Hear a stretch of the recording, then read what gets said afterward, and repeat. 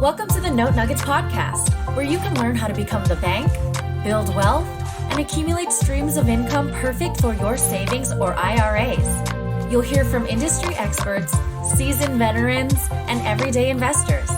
Our goal is to teach you how to invest in notes, one nugget of knowledge at a time. Here's your host, Kevin Galang. Hello, listeners. Welcome to this week's Note Nugget. Today, we are going to talk about the different exits of a note. One principle that investors teach is that you need to make your money going into the deal. Said in another way, you need to make your money when you buy.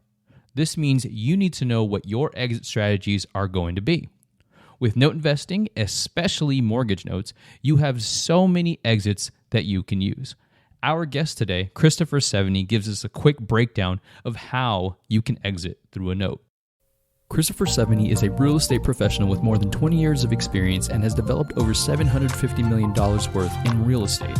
Through his education and experience, Chris has been able to build his note investing portfolio to over $3 million and his overall real estate portfolio to over $5 million.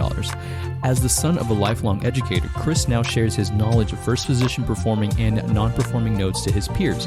This is done through his Good Deeds Note Investing podcast and webinars, which I highly recommend that you check out as well. Along with investing in first position performing and non-performing mortgage notes, Chris enjoys his full-time job as Director of Construction for a Washington, D.C. based development firm who is an industry leader in sustainable design and construction. In his free time, Chris enjoys spending time with his family and is an avid Boston sports fan, having spent much of his life living in Massachusetts.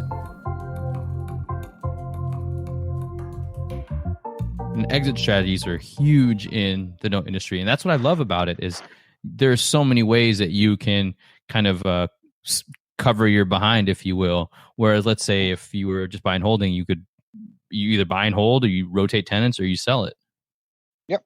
And in the note industry, you have that option if you take the property back, but you've got so many options as the lender prior to that, where you can sell the note. You can, if they're not paying foreclose on the note, you can keep the note. And then if it's performing, you could sell it as a performer. You could sell partial payments of the note. And then your exit strategies, you can foreclose. And then if you foreclose, do you sell it to a fix and flipper? Do you finance it to a fix and flipper?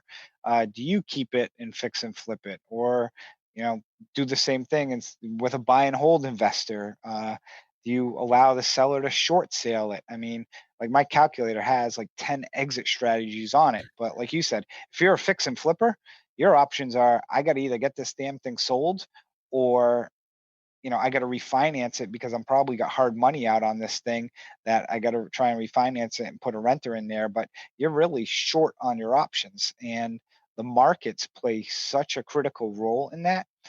As a note investor, if the value of a property goes down by $10,000, and the person's paying their mortgage, it's like having a rental. It really doesn't matter. If they're not paying and you're foreclosing, it'll have some impact, but it's not nearly as big as an impact as it has on somebody like a fix and flipper. I love that. The idea that, the market changes, but you're not necessarily that impacted. Especially when you're buying a non-performing, that's where you're taking into account things like the market and making a bid that makes the most sense for you, what you're comfortable with that cushion. Yeah, and you're buying it. You should be buying it at a discount that allows for, if there's some market correction, it still should not have any major impact on your bottom line. And that, ladies and gentlemen, is how you exit a note. As Chris mentioned, there are so many options to choose from. This is a huge advantage of being the bank. Chris and I spent over an hour talking about note investing, personal development, entrepreneurship, and mindset. To get access to that value-packed interview, sign up when you take a look at the show notes at notenuggets.com/exits. Thank you for tuning in to this week's episode of the Note Nuggets podcast. Be sure to subscribe to the show to get access to additional weekly value nuggets and get notified with episode updates. To subscribe, all you have to do is head over to subscribe.notenuggets.com. If you have any questions about this episode or note investing, book a time on Kevin's calendar at contact.notenuggets.com. We'll see you next week with another note nugget to add to your tool belt.